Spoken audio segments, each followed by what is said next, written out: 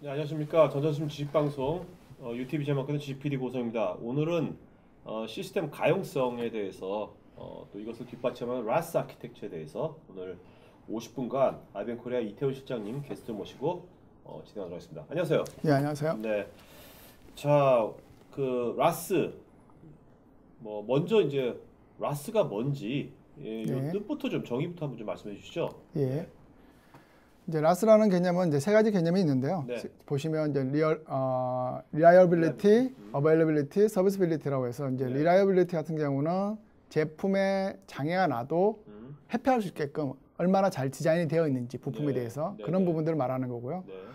availability는 이제 장애가 나더라도 서비스 중단 없이 복구할 수 있는지, 그리고 서비스빌리티는 이제 수리가 가능한지. 네. 하드웨어 개념에서 본다면 이제 이런 부분으로 접근할 수 있고요. 물론 소프트웨어적인 부분에서도 다르게 접근할 수가 있습니다. 네. 자, 그러면 이제 라스라는 것이 IBM의 용어인가요? 아니면 커먼된 어떤 개념인가요? 이미 시스템에서 이제 IT를 사용하시는 이제 환경에서는 굉장히 커먼 용어고요. 네. 그리고 IBM 같은 경우 지금 좌측에 이제 그림에서 보이시듯이 네. 보통의 경우에 하드웨어를 만드시게 되면 저런 욕조 그림처럼 이제 U자 그래프를 그리게 됩니다. 네. 그러면 초기에 굉장히 많은 에러들이 발생을 하는데 이 부분은 이제 테스트 환경에서 이미 다 찾게 되고요. 네. 그리고 실제 이제 제품이 나오게 되면 약간의 조정 기간은 필요하지만 안정화 구간을 되게 이제 사용하시게 되고 네. 그리고 이후에는 네. 다시 장기간 사용하시다 보면 장애율이 다시 높아지는. 왜요? 왜 장기간 사용 왜 장기간? 이제 옆에 밑에 보시면 네. 약간 특이한 테스트 장비가 하나 있으시죠? 네네. 저게 뭔가 하면 네. 실제 IBM에서 이제 하나 테스트 장비로 노후화 장비로 해서 만든 테스트 셋이고요. 네. 저기서 빔을 쏘면 네. 이제 일반적인 자연광이나 이런 빔들이 계속 맞으면 시스템이 노후화되는 것들을 빨리 할 수 있게끔 만들어주게 되고 이렇게 네. 했을 때 뭐 CPU나 메모리나 내부의 I/O 버스 같은 것들이 장애나는 부분들을 확인하게 됩니다. 근데 그런 빈도들이 이제 저 똑같은 U자 그래프를 그리게 되고요. 네. 자, 그러면 이제 라스가 왜 중요한지는 알 것 같기도 하고 그래도 어떤 구체적으로 네. 어떤 부분에서 이것이 왜 이렇게 부각이 되는지 네. 말씀해 주시죠.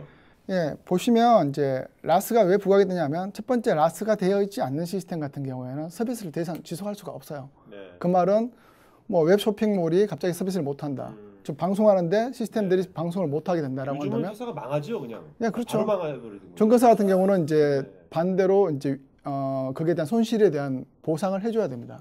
그렇기 때문에 서비스의 연속성이 굉장히 중요하기 때문에 네. 첫 번째 보시는 비즈니스 임팩트가 가장 중요한 부분이고요. 네. 그리고 이제는 한국이라는 나라의 회사들이 더 이상 국내에만 서비스를 하지 않아요. 삼성만 보더라도 이제 굉장히 글로벌 회사가 되고 현대도 보면 이제 글로벌 회사죠. 네. 그러면 모든 전 세계 나라의 사람들이 정보를 얻기 위해서 그 회사의 홈페이지나 들어오게 되는데 그러면 예전처럼 어떤 특정 시간에는 문 닫을 수 있는 그런 업무가 이제 더 이상 아니라는 거죠. 그러니까 모든 회사가 편의점이 되는 거죠. 맞습니다. 네. 그래서 이제 24시간 계속 들어봐야 되고요. 그리고 기업이 하나만 가지고 움직이지는 않잖아요. 이제는 많은 파트너들을 같이 해서 자동차 생산에 들어가는 부품들을 만들어야 되는데 네. 이 중에 한 회사가 만약에 시스템이 멈추었다. 그러면 한 회사 때문에 전체 제품을 못 만드는 그런 경우가 발생을 합니다. 체인으로 연결돼 있으니까. 맞습니다. 네. 그래서 기업들이 대부분 SCM이나 ERP를 하는 이유가 그런 이제 관리들을 하기 위해서 그런 거고요. 그럼 마지막으로 이제 스텝들은 당연히 거기에 따른 굉장히 많은 스트레스를 받겠죠. 네네. 어떻게 보면 지금 말씀하신 것이 결국 결론은 라스는 어떻게 보면 지금 이제는 기업 환경에 아주 가장 중요한 요소 중에 하나다. 그죠?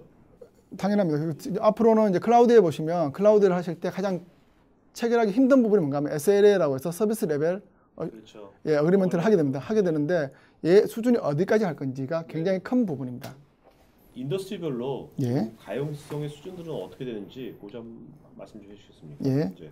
보통 이제 대표 기업들 수준에서 가용성 수준을 보면 금융 서비스, 공공기관, 제조 산업들이 아무래도 IT가 굉장히 이제 잘 발달된 환경들인데요. 보시면 거의 이제 99.9% 이상들을 대부분 유지하고 있습니다. 그렇네요. 예.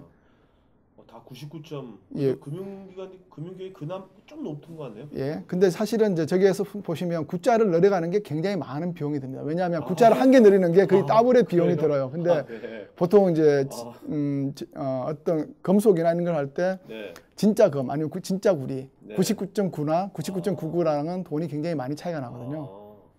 전 제안서 같은데 옛날에 99.99%에서 그냥 별거 없는 줄 알았는데 그게 아니군요. 그래서 이제 점 밑에 있는 9포인트가 굉장히 중요하게 되는데 그 보통 하나를 늘리기 위해서 드는 비용들이 네. 거의 하나의 잠시 작은 점 하나 이제 구지만 실제로 투자되는 비용은 거의 배 이상의 투자 금액이 되신다고 생각하시면 맞습니다. 네. 자, 근데 이거는 전체 해외 사례인 것 같은데 네. 국내의 가용성 수준도 이거랑 유사한지 어떤지 한번 좀 말씀해 주시죠. 사실은 국내에서는 아직까지 IDC 센터에서 이런 이제 정보들을 공유하진 않는데요. 보통 보면 대기업이나 네. 아니면 국가기관 NCI 같은 경우는 센터 개념에서는 본다면 각 제품에 대해서 이런 가용성 수준이 얼마큼인지는 따로 정보를 모으고 계시긴 하지만 네. 뭐 따로 자료를 발표하시지는 아직 않으세요. 자, 그러면 실제로 이런 그 가용성이 제대로 안 지켜졌을 때 네. 얼마만큼의 뭐 어떤 데미지가 타격이 있는지 네. 그 점만 한번 말씀해 주시죠. 네. 네.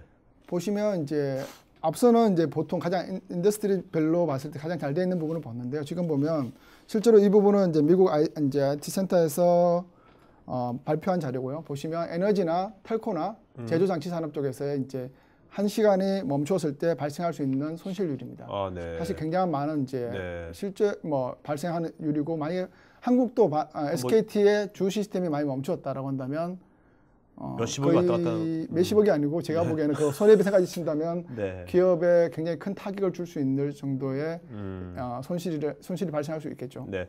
자, 요즘 근데 이런 뭐 라스 시스템의 가용성에 대한 것은 우리가 뭐 시스템이 생긴 이래로 계속해서 어떻게 보면 이제 중요 시대였던 건데 요즘 이제 시대가 요즘 보면 클라우드, 가상화, 뭐 서버 이런 게 시대지 않습니까? 네. 그런 데 있어서 라스가 더 중요한 의미를 가지게 될까요? 어떻게 보시는지? 예, 뭐 아마 아키텍처로 본다면 예전에 굉장히 이제 모든 정보들이 다 모이는 네. 한쪽으로 모이는 시대로 갔다가 다시 이제 CS 환경으로 그쵸. 갔다가 네. 최근에 다시 이제 어떤 전체적인 효율성 때문에 다시 통합이라는 개념으로 계속 가고 있습니다. 네네. 지금 보시면 예전 같은 단독 서버를 썼던 X86 서버조차도 이제는 VM을 이용한 통합 서버를 이용하시게 되고요.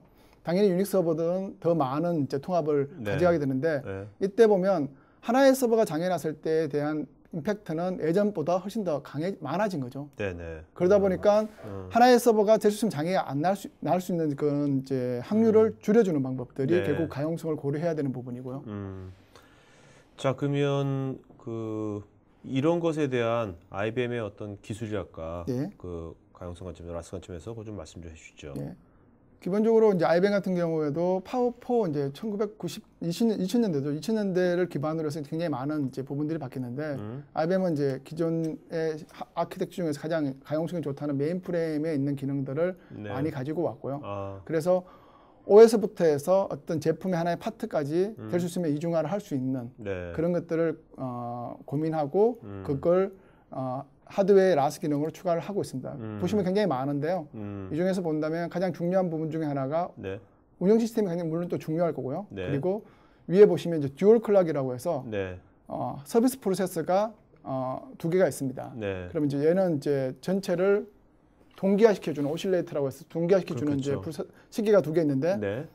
얘가 하나가 죽으면 자동적으로 아. 다른 쪽이 액티브하게 움직여서 장애가 나지 않도록 전체적인 시스템을 계속 할 수 있도록 이중화를 네. 하고 있습니다. 그런 네. 가장 코어적인 부분들은 다 이중화가 되어 있다고 보시면 네. 맞습니다. 이거 어떻게 보면 이제 가용성은 이중화하고 되게 밀접한. 맞습니다. 근데 뭐 가장 좋은 시스템은 이제 폴트 토러런스라고 해서 모든 네. 게 다 두 개가 있는 시스템이 있는데요. 네. 그건 너무 비싸고, 너무 비싸고. 예, 그리고 또 성능이 그렇게 빠르질 않아요. 이유가 뭔가 하면 트랜지션을 동시에 두 개를 수행을 해야 돼요. 그 중에서 틀린 걸 버리고 네. 맞는 트랜지션을 가져가는 형태가 되다 보니까 네네. 성능 부분에서 약간 임팩트가 있고 또 가격적인 부분이 앞서 보셨던 말씀드린 대로 9포인트가 늘어나기 때문에 네. 굉장한 이제 가격을 가져가는데 그 정도까지는 아니지만 최소한 이제 그게 근접하는 라스를 이제 제공하고 있는 게 IBM 파워 시스템이라고 이제 말씀드릴 수 있고요. 네, 자 그러면 이렇게 예전에 어떤 IBM만의 그 호스트에 있던 좋은 것들을 가용성 관련된 좋은 것 특징들을 많이 이제 내려온 거 아닙니까, 그죠? 네. 이 시스템 파워 시스템에 그렇다면 이것의 가용성도 되게 높은 수치를 가질 수 있을 것 같은데 뭐 네. 실측한 결과 같은 거 있으면 보여주시죠. 예, 예. 보시면 이제 ITIC 이제 컨설팅 회사에서 각 시스템 하드웨어별로 다운타임을 조사를 했는데 네. 2009년에 한번 했었고요. 네. 2012년에 한번 했습니다. 네. 보시면 IBM 같은 경우에도 보면 0.21%로 2012년에 진행했을 때 보면 좀 더 줄었죠. 그래서 지금 보면 거의 모든 밴드들의 제품들이 운영 네. 시스템과 같이 매칭되어서 나오는데 네. 가장 낮은 수준을 유지하고 있고요. 이런 부분들이 IBM의 가상화 부분들, 뭐 가상화 부분뿐만 아니라 가용성 부분들까지 해서 네. 전체에 대한 이제 서비스 타임들을 아니면 서비스 레벨들을 보여주는 이제 장표가 됩니다. 자, 여기서 보면 이제 IBM의 가용성이 가장 좋은 걸로 나와 있는데 예. 그렇게 된 뭐 여러 가지 이유가 있겠지만 예. 그 가장 근거가 되는 어떤 특징이랄까 이걸 뒷받침하는 네. 그런 거 있으면 말씀 좀 해주시죠. 하나만. 네. IBM 이제 크게 보면 IBM이 이제 생각하는 이제 라스라는 부분은 자동 힐링 기능이고 네. 그러면 자동 힐링을 이루어지려면 네. 첫 번째 문제가 뭔지에 대한 정확한 판단이 필요한데 네. IBM이 이제 1997년도에 어떤 개념을 도입했냐면 FFDC라고 First Failure Detection Capture라고 해서 네. 장애가 났던 시점에 데이터를 정보를 담아두는 기능을 추가를 했습니다. 네네. 그렇기 때문에 어떤 부분이 좋아지냐면 다시 하드웨어적인 장애를 다시 일으킬 필요가 없는 거죠. 왜냐하면 그 정보가 가지고 있기 때문에 네네네. 거기에 대한 정보들을 가지고 분석을 하고 그 문제들을 해결함에 따라 가지고 그런 라스에 대한 가장 기본적인 네. 정보들하고 그런 축적된 노하우를 가져갈 수 있게 된 거죠. 네. 이건 FFDC 이것도 IBM의 메인프레임에서 온 어떤 좋은 것을 예, 맞습니다. 취한 겁니까? 예. 아, 네. 자, 그러면 이제 우리 각 시스템별로 네. 시스템은 여러 이제 컴포넌트 있지 않습니까? 네. 컴포넌트별로 어떤 라스가 어떻게 정의됐는지 그거 한번 알아보도록 하죠. 네. 먼저 제일 CPU. 네. 네. CPU 쪽 한번 보죠. 뭐 네. 이제 단일 서버 내에서 본다면 가장 중요한 부분 자원 중에 하나가 CPU인데요. 네. CPU에 보시면 기본적으로 두 가지 기능들이 이제 있습니다. 즉 소프트웨어라는 경우에는 다시 리트라이를 하는 경우죠. 현재 돌아가는 게 수행을 했던 인스트럭션이 정상적이지 않다. 아, 그러면 밑에 보시면 이제 리커버리 유닛에 의해서 다시 한번 해보는 거죠. 네네. 근데 이게 소프트웨어라는 경우는 그렇지만 하드웨어처럼 네. 문제가 계속해서 퍼머넌트하게 계속 안 된다라고 한다면 네. 이제 프로세스를 바꾸는 작업을 하게 됩니다. 아, 네. 그 이제 뒷장에서 설명드릴 건데 CPU 디얼로케이션하고 CPU 스페어링 기능이 있는데 CPU 디얼로케이션이라는 기능은 자동적으로 문제가 있는 CPU에 대해서 온라인 중에서 명령을 처리하다가 네. 이 부분이 이제 비정상적이다라는 걸 서비스 프로세서가 인식시켜주면 그때부터 돌고 있는 모든 프로세서를 다른 정상적인 CPU로 재배치를 하게 되고요. 네. 그러면 얘를 이제 고립시키게 됩니다. 그러면 이후부터는 시스템을 뭐 하드웨어를 리부팅하든 어떤 작업을 할 때 이 CPU는 안 보이는 거죠. 네. 근데 이렇게 했을 때는 고객분들이 투자했던 CPU 중 용량 하나가 빠지게 되는데 그렇죠. 그걸 보상해주기 위해서 CPU 스페어링이라고 해서 이미 안 쓰고 있는 옆에 보시면 COD라는 코어가 있는데 기본적으로는 네. 그 코어를 사용을 합니다. 네네. 즉 고객분들이 사용하고 있지 않는 CPU를 켜서 자동으로 그 용량만큼 채워주는 기능을 하는 게 CPU 스페어링 기능입니다. 네.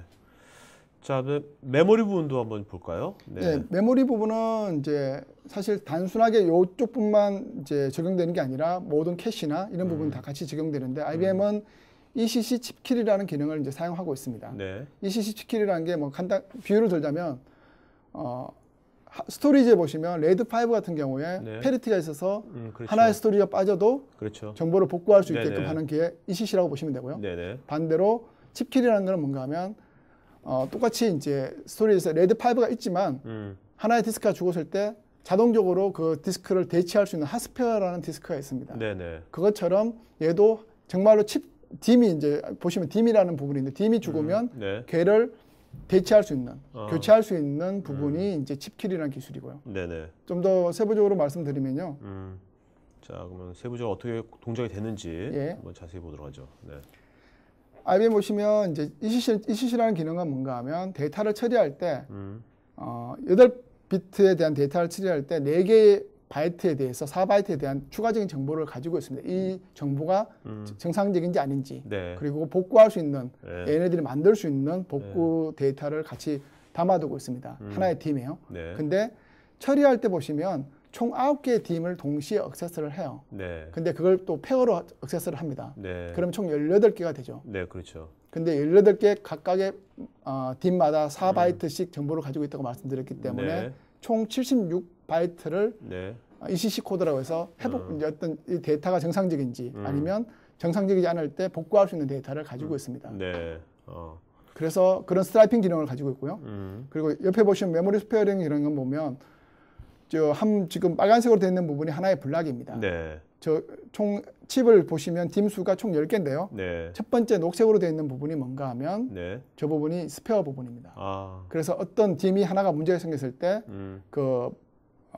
저 스페어 딤이 딤이 대처해서 전체적으로 처리할 수 있게끔. 네. 그럼 이렇게 되면 어떻게 좋아지냐면 두 개의 비트가 동시에 나가더라도 복구할 수 있는 네. 구성이 되게 됩니다. 알겠습니다. 자, 그러면 이제 요즘 또 이제 가상화. 네. 네. 가상화에서는 지금 어떻게 이것이 또 되는지. 예. 현재 IBM 모든 서버들은 이제 하이퍼바이저라고 해서 시스템을 전체를 풀로 보고 가상화할 수 있게끔 만들어지는데요. 네. 근데 이게 이제 미드렌지 미반 서버하고 하이엔드급에서는 아무래도 확장성이 다르기 때문에 확장성이 많아지면 더 많은 가상화 시스템들이 올라올 수 있습니다. 근데 네. 이러한 정보들을 관리하고 제어하는 부분들이 누군가 하면 IBM 하이퍼바이저라는 펌웨어 부분이 있는데 네. 그 정보가 메모리의 가장 밑단의 정보에 올라가게 됩니다. 근데 이 정보에 대해서 한 개만 있으면 그 부분에서 어떤 메모리 장애가 심각하게 생겼을 때는 전체 시스템에 영향을 줄 수 있기 때문에 네. 그 정보를 이중화해서 그 하이퍼바이저라는 그 메모리 정보들을 두 카피를 가지고 있게 됩니다. 여기 파란색 왼쪽 맞습니다. 오른쪽에. 그래서 네. 하나가 장애 나더라도 장애 나지 않는 부분에서 전체적인 정보를 관리하고 제어할 수 있게끔 해주는 기능입니다. 네. 자, 그러면 저기 CPU 알아봤고 메모리 알아봤고요. 네. 그러면 이제 남아 있는 게 IO 쪽이잖아요. 그죠? 네. 네. IO 쪽 한번 볼까요? 이제 시스템에서 보시면 저희는 이제 로드에서 보면 동시에 이제 CPU, 메모리, I/O 동시에 이제 교체할 수 있는 부분이 있는데요. 네. 그걸 컨커런트 메인테넌스라고 이야기하고 저희는 이제 한 노드 애드, 한 노드 리무브라는 말을 하게 됩니다. 그래서 어떤 이제 CPU가 장애 났든지 아니면 메모리가 장애 났든지 I/O 컨트롤러 장애가 나게 되면 그 부분에 대해서는 시스템에서는 당연히 이중화되어 있는 상태에서 네. 그 파트를 온라인 중에 정기적으로 분리를 시킬 수 있는 부분이 있고요. 네. 마치 IBM에서 이제 가장 많이 사용하는 기능 중에 하나인 DL파 기능처럼 네. 그런 작업들을 하게 됩니다. 그러면 CPU, 메모리, I/O 부분을 사용하는 것들을 다 제거하게 되고 그러면 이제 문제가 있다고 생각한 저 빨간색으로 칠해져 있는 블락들이 네. 현재 저 부분에서 수행되고 있는 모든 자원들을 정상적인 부분으로 다 옮기게 되고요. 네. 그런 다음에 쟤를 정기적으로 분리시킨 다음에 수리를 하게 되고 네. 추후에 다시 온라인적으로 올리게 네. 됩니다. 그러니까 어떤 이런 거를 디텍션하고 분리하고 수리하는 데 있어서 시스템이 어떤 그 멈춘다거나 그런 게 아니고 맞습니다. 계속, 네. 자, 그러면 이제 또 이런 경우가 있지 않습니까? 또 시스템 용량을 갑자기 이제 부하가 확 몰려가지고 네. 그걸 갑자기 증설해야 된다든지 네. 그럴 때는 어떻게 그 가용성을 유지시키는지. 지금은 사실은 앞쪽에 보이시는 이제 COD라는 기능들은 모든 밴드들이 대부분 이제 제공을 하고 있습니다. 네. 특히 하이엔드 머신인 경우에는 대부분 지원하고 있는데 보시면 시스템 코어가 48개가 장착되어 있지만 내가 쓰는 게 34개만 쓴다. 그렇다고 한다면 필요시에는 그 나머지 48개 남아있는 네. 13개 정도 남아있는 코어들을 언제든지 당겨서 쓸 수 있다는 거죠. 킥값만 넣으면. 네네. 그러면 IBM 같은 경우는 전체 자원을 풀로 쓰기 때문에 키값을 넣고 활성화되어 있는 CPU들은 온라인 중에 추가할 수 있습니다. 네. 그렇게 사용하실 수 있는 방법이 있고요. 네. 근데 얘는 48코어가 장착되어 있기 때문에 48코어 이상을 할 수가 없어요. 네네. 근데 그렇죠. 770이나 780 같은 머신들은 64개나 아니면 128까지 확장이 가능한 시스템들인데 그런 경우에는 노드를 더 추가하는데 네. 앞서 보셨던 그 한 노드 추가 아니면 CM이라는 기능을 이용해서 온라인 중에 노드를 추가해서 다시 COD 기능을 켜서 작업하실 수가 있습니다. 네. 이런 작업을 통하면 물리적으로 꼽혀있지 않는 CPU도 추가할 수가 있고요. 네. 그리고 그 해당 CPU를 개수 필요한 용량만큼 키인해서 활성화시킬 수 있습니다. 네. 자, 그럼 이제 저번 달에 10월 달에 이제 파워 7 플러스가 나왔지 않습니까? 네. 그거를 뭐 저번에 그거 했는데 네. 오늘은 이제 아무래도 가용성 관점, 라스 관점에서 네. 파워 7 플러스를 한번 좀 다시 한번 조명해 주시죠. 네. 네. 파워 7 플러스는 파워 7에 가지고 있는 모든 라스 기능을 다 안고 왔고요. 네. 근데 좀 더 추가된 가장 큰 기능이 뭔가 하면 온라인 중에 펌웨어를 업그레이드 할 수 있는 기능들이 추가됐습니다. 그게 가능하게 하는 가장 큰 기능이 보면 PORE라는 저 기능인데요. 네. 파워 리셋 엔진입니다. 네. 이게 뭘 말하나 하면 지금 보면 옆에 칩이 보이시죠? 네. 칩이 총 이제 8개의 코어가 있습니다. 네. 예전에는 펌웨어를 업그레이드를 하고 나면 전체 코어에 대해서 리셋을 해야 되는 경우가 생기면 전체 시스템을 리부팅하는 경우가 생겼죠. 그렇죠. 근데 지금 파워 7 플러스에서는 어떤 기능이 있냐면 CPU별로 CPU 단위 코어당 리셋을 할 수 있는 IPL을 할 수 있는 기능이 추가가 됐습니다. 네. 그러면 나머지 7개 칩에서는 정상적으로 동작하고 있고 네. 한 개 CPU 잠시 리셋을 하고 그런 식으로 번갈아 가면서 8개를 할 수 있게 되기 때문에 온라인 중에 이러한 작업들을 네. 새로 올라가는 펌웨어 작업들에 대한 IPL을 할 수 있게 되는 거죠. 네. 이런 거는 처음 보는 것 같은데. 네, 맞습니다. 네.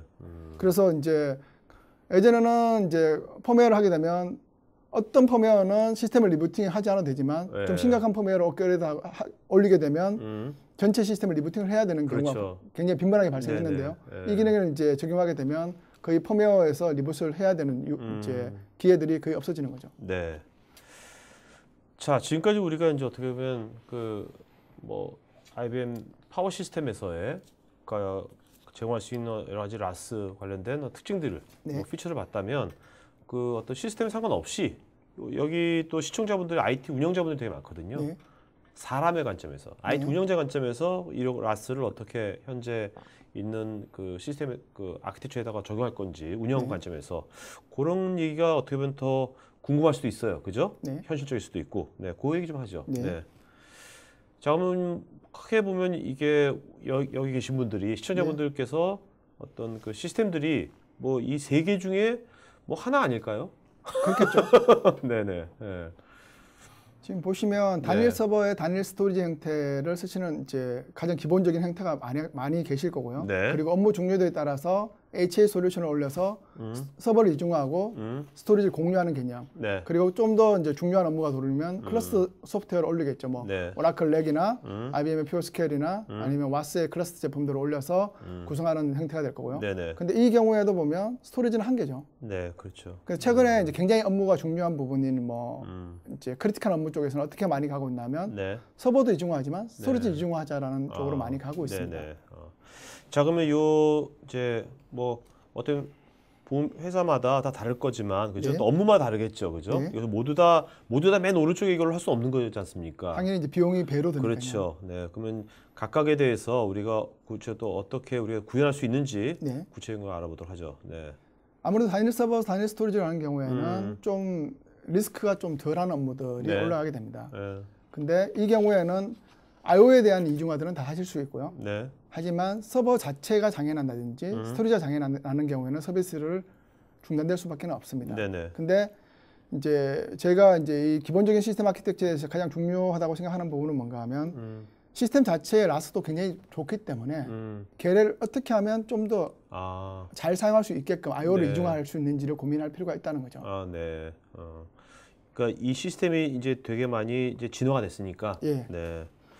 예전 시스템들은 이제 먹통이 많았잖아요. 그냥 어떻게 그죠? 네. 자, 이거 좀 구체적으로 한번 보도록 할까요? 그러면. 예. 지금 보시면 기존 구성안 같은 경우하고 이제 베스트 플렉스인데 얘는 이제 저희가 얼마 전에 한번 확인을 했던 시스템이고요. 보시면 보통 이제 관리자분들이나 설치하실 때 보면 설치하시는 분들이나 관리하시는 분들이 편하게 네. 묶는 경우가 많아요. 네. 그러면 인터널 디스크를 미러하신다든지 IO에 대해서 이중화를 한다든지 이런 것들 다 고려하시지만 네. 실제로 보시면 저기 YYYY라고 되어 있는 시스템 같은 경우에 디스크를 같은 컨트롤러에 이중화를 했기 때문에 네. 컨트롤러가 나가면 시스템 그 해당 파티션은 죽을 수밖에 없어요. 네네네. 근데 베스트 플랙티스 옆에서 보시면 IO 컨트롤러를 2개로 나누시는 거죠. 네. 그러면 어떤 IO 컨트롤러 1개가 장애나는 거에 대해서는 복구가 할 수 있는 구조.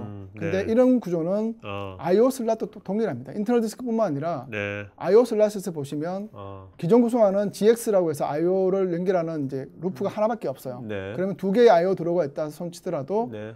어댑터 1개 장애나면 해당 시스템에 있는 전체의 IO 들어가 다 먹통이 되는데 베스트 플랙티스 같은 경우는 2개를 나누어서 2개 나오셨네. 예. 네. 그러면 1개의 장애가 나더라도 밑에 있는 GX IO 드로 컨트롤러를 통해서 서비스를 할 수 있도록. 네. 근데 이 부분은 이미 이렇게 하드웨어가 다 구축이 되어 있는데도 설비가 이제 마지막에 설치할 때 이렇게 하지 않으시는 경우도 있고요. 아니면 비용을 조금 아끼기 위해서 저런 이제 추가적인 어댑터 1개가 빠지는 경우가 있습니다. 어댑터가 얼마 안 하잖아요. 사실. 맞습니다. 그래서 그 때문에 단일 서버에서는 가용성을 가장 높이실 수 있는 방법 중에 하나가 I/O 이중화를 다 하시는데 정말 그게 패스가 물리적으로 이중화가 되는지 부분을 꼭 확인하셔야 돼요.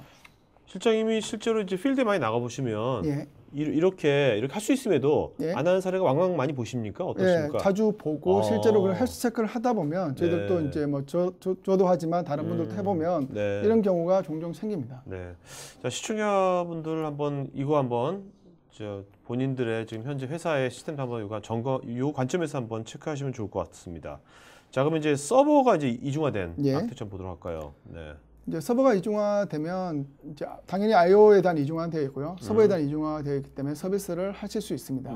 근데 여전히 이제 앞서 말씀드렸지만 스토리지에 대한 부분은 싱글 포인트 페일로를 가져가게 되고요. 근데 다만 서버를 이중화하실 때 보면 이도 이제 어떤 서버 이중화에 대한 수준이나 소프트웨어에 따라 가지고 단순하게 HA만 할 거냐, 아니면 오라클 렉처럼 소프트웨어도 같이 클러스터를 묶고 같은 클러스터 형태로 구성을 하실 거냐에 대한 것들이 달라지게 됩니다. 근데 뒤에 보시면 이제 각각의 구성에서 보시면 단순하게 HA만 하는 부분 그리고 클러스터 DBMS로 해서 구성하는 부분 그 중간에 어떤 부분이 있냐면 공유 파일이라고 해서 HA와 공유 파일을 같이 겸할 수 있는 아키텍처도 있습니다. 이걸 저희가 이제 말씀드리는 이유는 보통 HA를 하게 되면 공유하는 데이터를 넘기는 데 시간이 가장 많이 걸려요.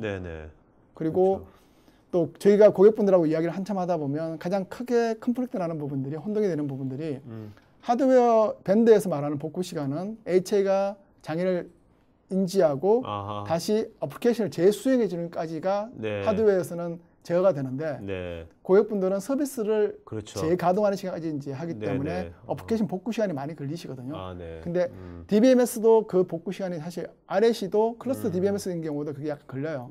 근데 GPFS 같은 경우에는 그 어플리케이션 복구 시간을 제외한 나머지 구간에 제일 많은 시간이 소요되는 부분이 디스크를 가져가는 시간, 복구하는 시간이 가장 많이 걸리고요. 근데 공유 파일 시스템을 쓰게 되면 그 시간이 없어지는 거죠.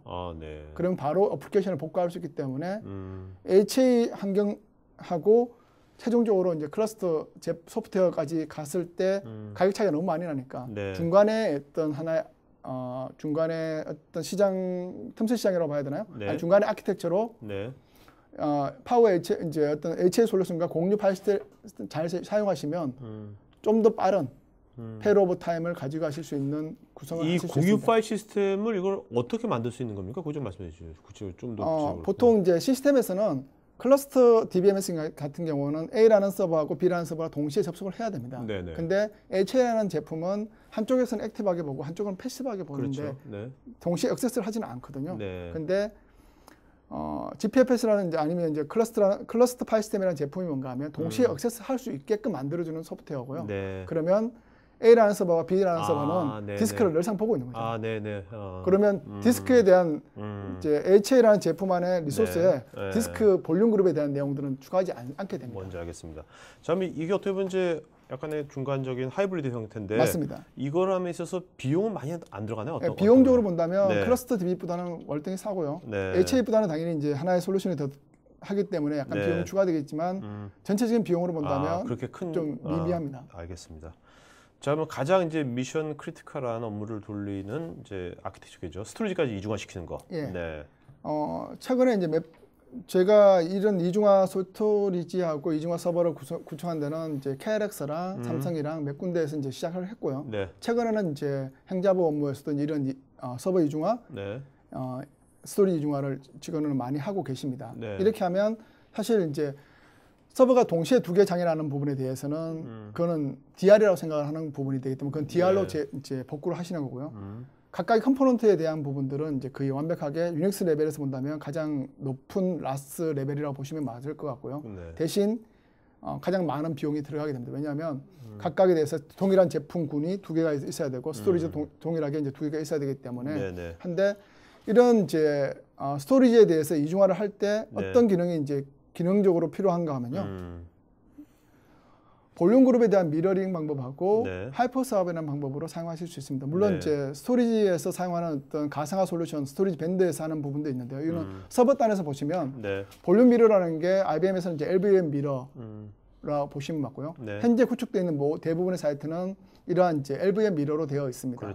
그러면 이제 이 부분하고 뒷부분하고 뭐가 다르냐라는 부분인데 하이퍼스합이라는 부분은 메인프레임에서 쓰고 있는 기능들이 최근에 이제 내려온 기능이고요. 네. 보시면 앞서 보셨던 이제 그래프에서 보시면 어떤 리플리케이션 서버라는 정보가 있어가지고 얘는 파일에 대한 정보들을 두 장을 이제 계속 OS한테 두 개의 포인트를 주고 있습니다. 네. 즉 양쪽을 다 보고 있는 건 아니에요. 네. 그리고 디스크를 카피하시는 솔루션이 뭔가 하면 얘는 메트로 미러입니다.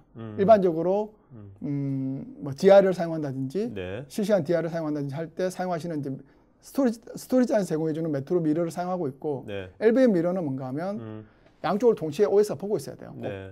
그리고 그 OS가 그 데이터에 대한 정합성을 계속 맞춰주게 됩니다. 그러면 약간의 OS 부하가 늘어나겠죠. 그렇겠죠. 반대로 하이퍼스합은 디스크 단에 있는 메트로 미러를 하기 때문에 OS에서는 그 상관이 없습니다. CPU 상관없이 그냥 계속해서 미러를 해버리니까. 그리고 대신 또 정합성에 대한 보정을 포인트를 넘겨줘야 되는 서버가 하나 필요한데요. 네. 저걸 이제 리플리케이션 서버라고 이야기를 하게 되고 그리고 LVM 미러는 저희가 덩어리가 커지고 네. 용량이 많아지면 네네. 실제로 하드웨어 스토리지 장애가 나게 되면 페일 오브 타임이 수십 초가 걸립니다. 네. 그게 시간이 좀 걸려요. 약 한 1분에 가까이, 뭐 몇 테라가 넘어가면 1분에 네. 가까이 IO를 프리징 시켰다가 IO 정합성이 맞아야만이 다시 풀어주는데요. 네. 근데 보통 누트볼륨 그룹 같은 경우도 이제 미러를 뜨게 되는데 걔는 디스크 한 개이기 때문에 네. 금방 풀리지만 네. 디스크가 뭐 몇 테라면 그 점검을 다 해야 되니까요. 근데 하이퍼스합은 포인트를 넘겨주는 작업을 하는 거거든요. 네네. 그렇기 때문에 페일 오브 타임이 수십 초 아니면 이제 몇 초 안에 떨어지는 거죠. 네. 그래서 보통 하이퍼스합하고 이제 LVM 미러랑 이제 어떤 부분에서는 비슷한 기능이 있고 어떤 부분에 대해서는 좀 다른 부분이 있다고 말씀드리면 하나는 OS에서 제공하기 때문에 OS의 기본 기능을 가지고 이용하고 네. 대신 CPU 부하가 좀 발생할 수 있는 거고요. 네. 반대로 하이퍼스합 같은 경우에는 스토리지 단에서 제공해주는 메트로 미러 기능을 이용하고 포인트를 가지고 하기 때문에 리소스에 대한 사용량이 적고. 그럼 하이퍼스합을 적용할 어떤 분야랄까? 그런 것들은 네. 뭐 아주 빠른 리스폰스 타임을 요구하는 그런 데인가요? 어디? 현재 하이퍼스합을 저희가 고민하는 부분들은 네. LVM 미러를 하기 위해서는 아무래도 센 환경 안에서 거리가 좁은 환경이 맞겠죠. 건물 내 아니면 천간. 근데 하이퍼스합은 건물 간 아니면 한 근거리. 왜냐하면 글로벌 미러 기능을 스토리지 단에서 제공된 글로벌 미러 기능을 사용하기 때문에 건물 간이나 아니면 이제 좀 한 30km에서 한 50km 사이에 떨어져 있는 근거리에서의 구성을 하실 때 적합하다고 볼 수 있죠. 그러니까 훨씬 더 좀 유연하게 어떤 물리적인 어떤 제약을 넘어가지고 유연하게 이걸 적용할 수 있겠네요. 네, 맞습니다. 자, 그러면 저희가 이제부터 한번 저희가 Q&A 시간 갖도록 하겠습니다. 질문 많이 하셨는데요. Q&A 시간 갖도록 하겠습니다. 자, 그리고 실장님 Q&A 하기 전에 먼저 실장님 이메일 어드레스 좀 불러주시겠어요? LTHUN 네. at kr.ibm.com입니다.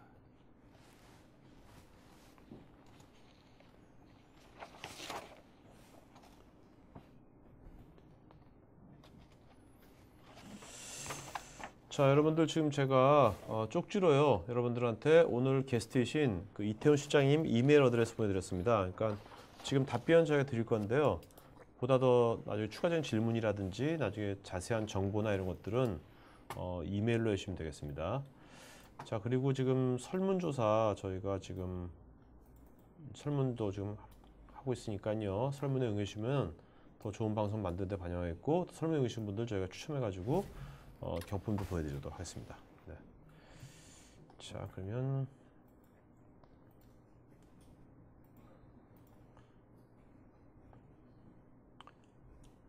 자, 아무래도 오늘 이제 온라인 질문이니까요. 네. 좀 사실 우리나라 분들이 이런 어디 가서 세미나 장소 가서 질문할 기회가 거의 없잖아요. 아시잖아요, 그 분위기. 근데 여기서 이렇게 좀 라싸우지는 다를 수도 있겠지만 사실 전문가 만나기 쉽지 않거든요. 그러니까 좀 아시는 범주 내에서 편하게 답변해 주시기 바랍니다. 자, 류성민님, 공공기관인데 내용 연수가 지나면 바꿔야 될 텐데 기존 시스템보다 전기를 덜 먹게 되는 건지 궁금합니다. 예, 실제로 그렇고 이제 전력 부분은 모든 밴드가 저전력 모드로 가게 되고 이제 그린 IT 쪽으로 가게 되기 때문에 실제로 지금 들어가는 이제 공공기관의 서버들은 당연히 전기를 덜 먹게 되고요. 그리고 이 부분은 NCI 같은 경우도 그렇고 최근에 저희가 이제 교가부 쪽 시스템에 할 때 에너지 관리 매니저라는 이제 어떤 툴을 이용해서 전기를 적게 쓸 때는 이제 클락 스피드를 낮추고요. 그리고 필요시에 이제 파워가 더 필요할 때는 전력을 더 쓰더라도 파워를 더 이제 10%까지 올려갈 수 있게끔 해서 하는 기능들을 테스트했고 현재 적용되어 있는 상태입니다. 네.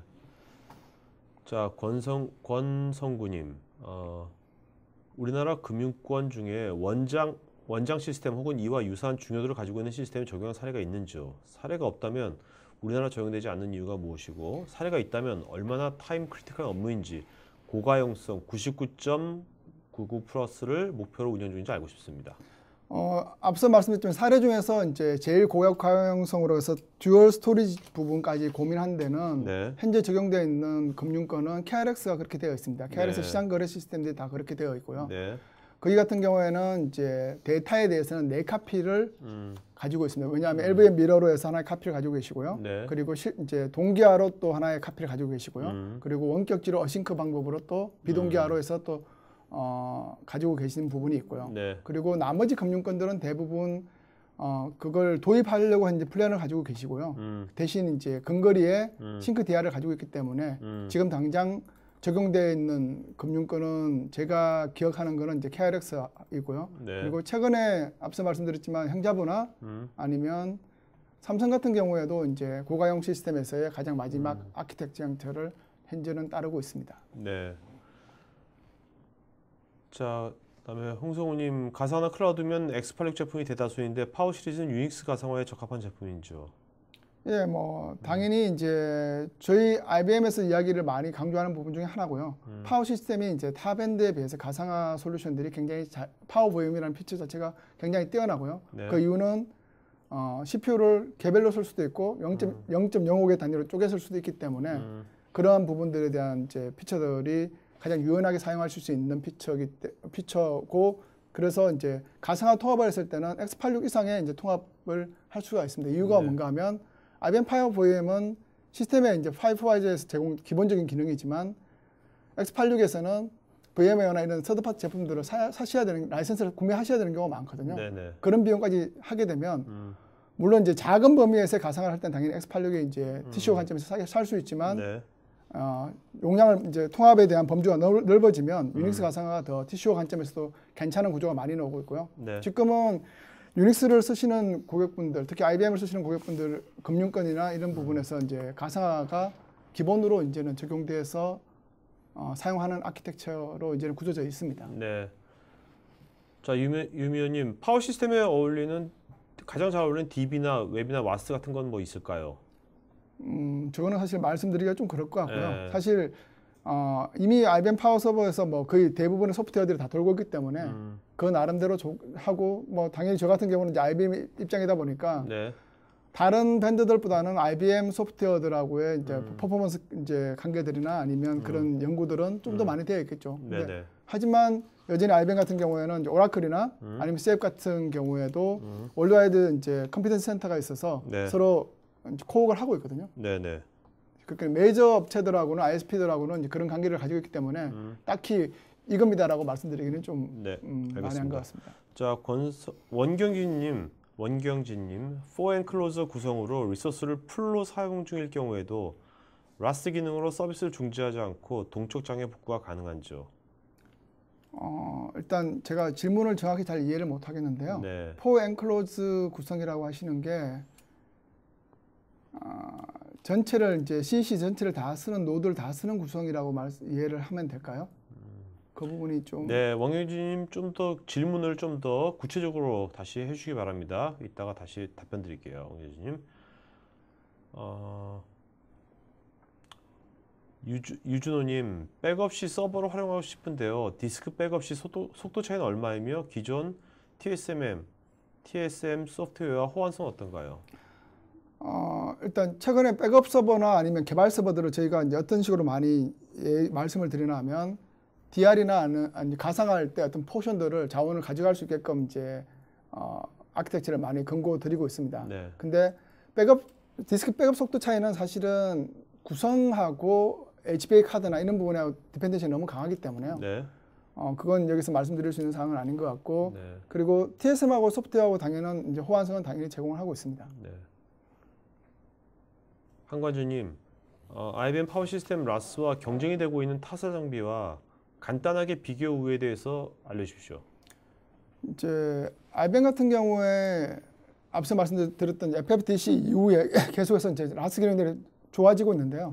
IBM 라스에서 가장 큰 장점 중에 하나가 각 컴포넌트에 대해서 셀프 힐링할 수 있게끔 자체적으로 이제 정비할 수 있게끔 그런 기능들이 계속 추가되고 있고요. 네. 근데 그러한 설계가 가능한 이유가 뭔가 하면 IBM 내에 칩 설계와 부품에 대한 설계들을 다 가지고 있기 때문에 가능한 겁니다. 네네. 근데 아무래도 타 밴드 같은 경우는 그런 부분들이 칩이 다른 밴드에서 만들고 하드웨어 아키텍처를 딴 데서 하다 보면 그런 조합들이 깨지는 경우가 발생할 수밖에 없겠죠. 네네.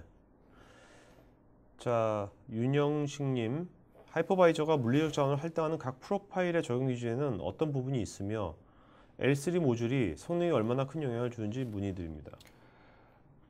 하이퍼바이저는 기본적으로 이제 하이퍼바이저는 모든 시스템이 가지고 있는 모든 자원에 대한 관리와 그리고 그걸 제어하게 되는 기능이 있는데요. HMC를 통해서 저희가 파티션을 만들게 되면 각 어댑터나 CPU나 메모리에 대해서 할당을 할 수 있는데 그 어떤 메모리를 해서 성능이 가장 최적으로 나올 건지에 대한 생각은 누가 안 하면 하이퍼바이저가 하게 됩니다. 네. 그런 관리를 하게 되는 부분이고요. 그래서 하이퍼바이저가 프로파일 자체를 만들진 않지만 프로파일을 만들어진 HMC 만들어진 프로파일을 가지고 가장 최적의 상태로 시스템에 대한 자원들에 대한 매핑을 하는 기능을 하게 됩니다. 네. 자, 김종환님, 에러 발생 당시에 관련 정보를 찾아내고 분석하게 되는 시스템 문제 진단을 어떻게 구축할 수 있는지요? 앞서 말씀드린 대로 저 에러 발생에서는 좀 생각을 좀 나누셔야 될 부분이 있어요. FFDC 같은 경우는 하드웨어에 대한 에러에 대해서 캡처를 하는 기능입니다. 네. OS가 문제가 생겨서 OS에 대한 문제로서 크래시가 나게 되면 걔는 OS 부분으로 이제 문제 분석을 하게 되는 부분이 있고요. 하드웨어적인 문제가 생기는 경우에 FFDC가 담당을 하게 됩니다. 네. 김문화님, 스토리지 이중화의 경우 메인 스토리지 장애 시 서버가 미러 스토리지로 직접 접근이 가능한지요? 아니면 VG 인식을 위해 서버를 리부팅해야 하는지? 아닙니다. 스토리지 이중화 부분에서 보통 DR을 한다든지 PPRC를 이제 보통 메트로 미러를 하시게 되면 네.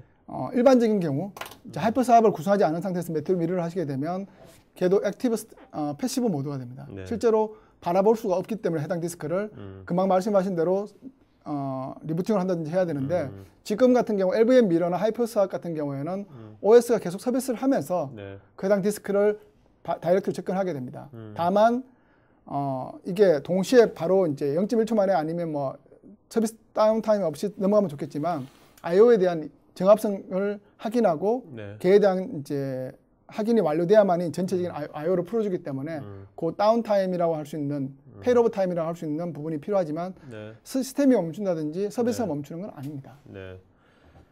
강상호님, 기존 IBM 제품과 스토리지 및 서버와의 호환성은 어떤지요? 보통 이제 IBM 제품에 대한 부분에 대한 것들이 나오게 되면 최신 제품이 나오면 스토리지에 대해서는 각각 밴더끼리 호환성에 대한 것들을 다 제공을 하고 있습니다. 네. 그래서 OS에 대한 버전 그리고 밴드의 제품 중에서 뭐 I/O 어댑터에 대해서는 어떤 것들이 호환성이 있다라는 것들을 각 밴드에서 다 인터넷을 통해서 다 공지를 하고 있기 때문에요. 네. 이상글님, 스토리지 이중화 구성 장표에서 센으로 구성되어 있던데 나스로 구성하면 어떠한지 의견 듣고 싶습니다. 나스에 대한 부분은 만약에 나스에 대한 네트워크 부분이 이중화 라인을 하게 된다면 뭐 가능하지만 네. 실제적으로 이제 나스는 나스의 특성이 있는 부분이고요. 그리고 센은 센의 특성이 있게 됩니다. 그래서 보통 고가형성 쪽에서 굉장히 이제 성능이 요하고 안정성을 요하는 쪽에서는 아직까지는 나스를 많이 채택하지는 않기 때문에. 네.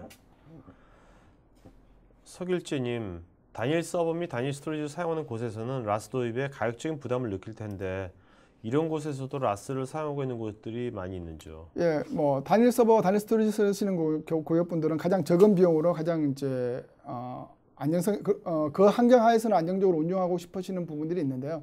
앞서 말씀드린 대로 싱글 서버에서 할 수 있는 서버를 이중화한다든지 스토리지 이중화할 때는 너무 많은 돈이 들지만 I/O 슬롯에 대한 이중화를 하실 때는 이미 대부분이 그렇게는 구성이 다 되어 있습니다. I/O 슬롯을 HBA 카드나 니 카드를 이중화하지 않고 사용하시는 고객분들은 없어지거든요. 네. 그리고 루트볼 디스크를 이중화해서 사용하지 않는 고객분들도 없어지고 네. 다만 그 이중화가 정말 물리적으로 이중화되어 있는 건지 아니면 로지컬하게 이중화되어 있는지를 확인해 달라는 이제 말씀을 드리고 싶은 거고요. 네. 인국형님, 예? IBM에서 제공하는 이중화 솔루션인 DB2의 현재 비중 및 앞으로의 계획은 어떤지요? 현재 DB2는 저희들도 이제 DB2 팀들과 많이 테스트를 하는데요. 네. 지금까지 IBM의 DB2는 이제 HADR이라고 해서 네. 약간의 DR 개념과 클러스터 개념의 이제 솔루션을 많이 접근을 했었으면 최근 작년부터는 이제 퓨어스케일이라고 IBM에서 DB2의 클러스터 DBMS 버전이 나왔습니다. 네. 그 9.8 현재 이제 10 버전이 이제 되고 있고 작년 이후로 이제 레퍼런스가 많이 국내에 생기고 있고요. 그리고 뭐 POC나 이런 부분들을 많이 진행하고 있습니다. 네. 자, 김종환님, 장애 발생 당시의 시스템 상태를 정확히 파악하여 일시적 장애와 서버 부하 관련 장애를 감지하고 해당 정보를 얻을 수 있는 기능은 무엇이 있는지요? 지금 저 부분에 대한 설명도 사실은 하드웨어적인 부분인지 OS적인 부분인지를 사실은 구분이 정확하게 되어 있지는 않는데요. 네. 시스템에서 보시면 앞서 말씀드린 FFDC는 하드웨어에 대한 장애에 대한 정보들을 먼저 얻게 되고요. 네. OS는 OS 클래시인 경우에는 OS 클래시에 따른 덤프 파일을 가지고 분석을 하게 됩니다. 네. 박치규님, 방송사 컨텐츠 스토리지 이중화의 시나리오 방안이 궁금합니다. 현재 GPFS와 리눅스를 사용하고 있습니다. 이제 GPFS는 앞서 말씀 공유 파일 시스템이면서 이제 걔는 이제 원래 제일 처음에 태동할 때는 멀티미디어 파일 시스템이라고 해서 대용량 파일을 여러 서버가 공유할 수 있게끔 만들어진 파일 시스템입니다. 네. 근데 GPFS인 경우는 일반적인 이제 볼륨 매니저에서 제공하는 LVM 미러와 같은 솔루션은 제공하지 않고요. 네. GPFS는 GPFS 리프리케이션이라고 그래서 펠류 그룹이라는 부분을 나누어서 그 이중화를 지원하고 있습니다. 네. 자, 그다음에 류지연님, 관제 시스템에서 로그 분석용으로 스토리지 이용하려고 하는데 이 제품의 빅데이터 환경을 적용할 수 있는지요? 죄송합니다. 저 부분은 네. 저도 좀 정확하게 답변을 그러니까요. 드릴 수는 없을 것 같고요. 자, 그다음에 강민수님, 파워7 플러스는 온라인 중에 빌딩 블럭을 추가할 수 있다고 하셨는데 빌딩 블럭 추가 작업 중 시스템이 중단되는 위험성이 있지 않나요? 중요도가 높은 장비는 온라인 중 작업이 어려울 것 같은데 작업 중 리스크가 얼마나 되는지요? 개인적으로는 저는 이제 사실 이제 하드웨어 엔지니어 자체는 저런 부분을 수행하는 사람은 아닌데 저희가 이제 제가 개인적으로 CM이라는 저 온라인 중에 빌딩 블록을 추가하는 테스트를 언제 처음 했었냐면 2008년에 처음 했습니다. 네. 삼성 생명에서 벤치마크를 하면서 저 기능을 가지고 테스트를 했는데요. CPU 사용량이 80%인 경우에도 추가를 하더라도 이제 전혀 지장 없이 진행을 했었는데요. 네. 아무래도 말씀하신 대로 서비스를 계속 하고 있는 상태라고 한다면 가장 적은 부하가 가장 적은 시간대를 하시는 게 맞고요. 기본적으로는 AIX 운영 시스템이 켜져 있는 상태에서 하시는 게 가장 좋습니다. 네. 자, 이도영님, 장애 예방을 위해 정기 오프라인 PM을 하고 있는데 코어 단위로 IPL을 하게 되면 오프라인 PM이 필요 없을까요? 저 부분은 파워7 기능에서 이제 앞서 말씀드린 대로 각각에 대해서 펌웨어 업그레이드 했을 때 이제 CPU 코어 부분에 대한 것들을 코어 단위로 IPL을 해서 전체적인 시스템을 할 수 있게끔 해주는 부분이고요. 네. 아직 저희들도 저 부분에 대한 것들을 그런 코어 펌웨어를 올릴 때 자동적으로 진행하는 기능으로 알고 있어서 더 자세하게 일반적으로 매뉴얼하게 IPL을 명령어를 수행해서 이제 각각의 코어에서 IPL을 할 수 있는지 여부는 저희들도 좀 더 확인을 해봐야 될 것 같습니다. 네.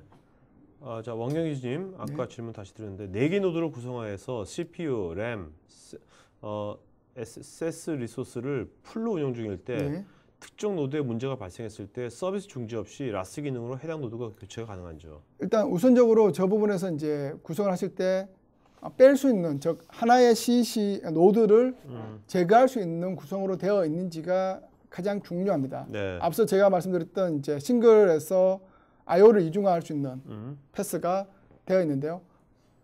I/O가 하나가 빠지더라도 한 노드가 빠지더라도 다른 쪽에서 서비스할 수 있게끔 네. 구성이 되어 있으면 첫 번째 어떤 작업을 하게 되냐면 CPU와 RAM과 이런 부분들을 하나가 빠지기 때문에 그 자원을 쓰고 있으면 자원만큼은 빠져야 됩니다. DL파 형태로 다른 쪽으로 전체 자원을 좀 줄여서 즉 4개를 쓰고 계시면 64코어를 쓰고 있다고 예상했을 때 하나의 노드가 빠지면 48코어가 됩니다. 네. 48코어가 됐을 때 48코어를 운영할 수 있게끔 환경을 만들어 주셔야 돼요. 왜냐하면 한 개가 빠지는데 64개 형태로 계속 돌 수는 없거든요. 그래서 DL파 형태로 자원을 먼저 감소해 주셔야 되고요. 그런 다음에 그 자원을 정기적으로 분리하는 명령어를 주시게 되는데 이 부분은 DL파 저희가 이제 뭐 HMC에서 DL파 하듯이 시스템 내부에서 자동으로 처리하는 부분이기 때문에 그때 문제가 있는지 없는지를 걸러주게 됩니다. 네. 그때 작업 자체가 자동으로 진행하면서 점검하고 문제가 없으면 해당 리소스를 정기적으로 분리하게 되고 그때부터는 교체하실 수 있는데요. 앞서 말씀드린 대로 가장 좋은 방법은 서비스가 적은 시간에 그 해당 서비스는 중단을 하고 네. AIX가 운영되는 상태에서 진행하시는 게 가장 좋고요. 네. 자, 김종환님, P770 AX7 시스템을 사용 중인데 클라우드 및 가상화 시스템을 구축하려면 어떤 기능이 추가되어야 하나요? 기본적으로 가상화 시스템을 하기 위해서는 파워 VM이라는 라이선스가 있습니다. 그리고 클라우드를 위해서는 사실은 너무 이제 막연한 부분인데요. 기본적으로 하드웨어 인프라에서 본다면 클라우드를 대응할 수 있는 기능은 가상화로 그리고 자동 관리 부분이라고 해서 파워 VM이라는 피처로 충분히 합니다. 네.